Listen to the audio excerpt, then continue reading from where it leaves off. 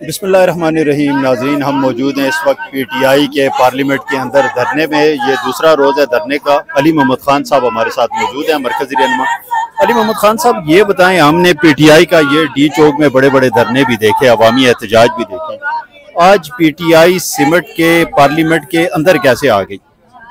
बहुत शुक्रिया।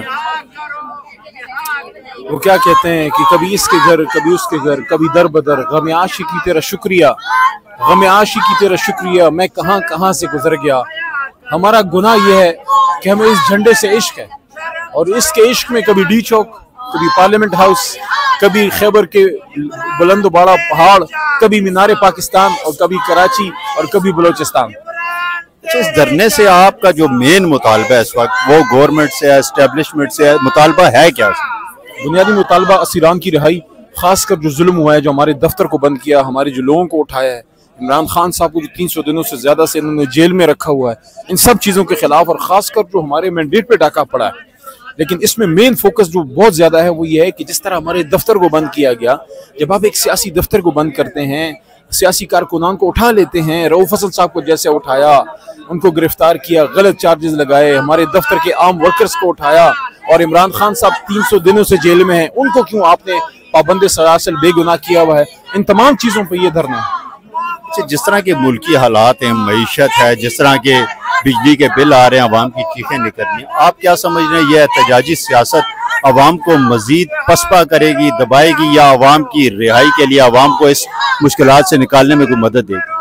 देखिए, जब आपको आपका हक नहीं मिलता ना, और जब मुल्क में लाकानूनियत होती है, उस वक्त खामोशी भी उस जालिम का साथ देने के बराबर है।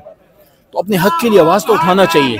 लेकिन इस बात में मैं आपको डिसएग्री नहीं करता कि अगर सियासी इस्तेकाम नहीं होगा तो माशी इस्तेकाम नहीं होगा। लेकिन सियासी इस्तेकाम कैसे हो जब आपने मुल्क के सबसे बड़े लीडर को जेल में डाला और सबसे बड़ी जमात पे पाबंदी लगाना चाहते हैं। लेकिन अदालतें तो आपको मुसलसल रिलीफ मिल रहा है अदालतों से, तो इस लड़ाई को भी आप बजाय के एहतजाज के अदलिया में लेके जा सकते हैं। आज किसी गलत चार्ज में आपको उठा लिया जाए, 300 दिनों बाद आपको इंसाफ मिले, हम क्या कहें, आपको रिलीफ मिला। इमरान खान 300 दिनों से जेल के अंदर है। एक केस मुझे बता दे जिसमें अभी वो सजावार हो। इद्दत केस खत्म है, तोशाखाना खत्म है, साइफर खत्म है, रिजर्व सीट में फैसला हमारे हक में हो गया, तो 300 दिनों से जेल में क्यों? कौन इसका जिम्मेदार है? क्या ये इंसाफ है? तो इस एहतजाजी तहरीक को आप पार्लियामेंट के बाहर भी लेके जाना चाह रहे हैं? अगला अलायम क्या है, या यहीं पे आप कॉल दी है? अगले जुमे को कॉल दी है पूरे मुल्क में एहतजाज की, एक दिन की। तो ये तो सियासत में तो कभी आप धरना देते हैं, कभी जुलूस निकालते हैं, कभी एहतजाज करते हैं, कभी जलसा करते हैं पार्लियामेंट के अंदर, पार्लियामेंट में स्पीच की सूरत में, कभी मीनार पाकिस्तान में, कभी बॉयकॉट करते हैं, लेकिन सब पुरअमन, सब पुरअमन। अभी कोई इंतजामिया से मुज़ाकरात चल रहे हैं, हुकूमत से कोई मामला तय हो रहे हैं?